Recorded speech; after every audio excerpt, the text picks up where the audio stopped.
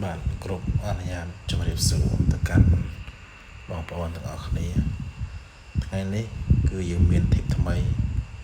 สำหรับបងប្អូនទាំងអស់គ្នាដែលចង់លុប contact របស់ iPhone ដោយមិនចាំបាច់ចាំគ្រីសមួយបើសិនជាយើងអត់មានកម្មវិធីអញ្ចឹងទេបើនេះយើងចង់លុបយើងត្រូវលុបមួយបែបនេះនេះជាលុបបានមួយអញ្ចឹងសម្រាប់កម្មវិធីនឹងគឺល្អមែនតើដោយយើងមិនបាច់ចាំលុបមួយទេគឺយើងគ្រីសបានទាំងអស់តែម្ដងបានដើម្បីលុបបានគឺយើងត្រូវចូលទៅកាន់ App Store ដើម្បី download កម្មវិធីមួយបាទ App Store តោះមកយើង search ពាក្យថា delete contact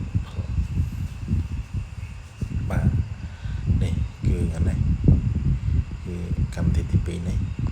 អានេះដោយសារខ្ញុំ download រួចហើយបាទអញ្ចឹងសម្រាប់បងប្អូនយើងចូលទៅកាន់មកបើកមកគឺវាចេញឲ្យតែបាទនេះតែម្ដងអញ្ចឹងបើសិនជាបងប្អូនចង់លុបចេញទាំងអស់នេះ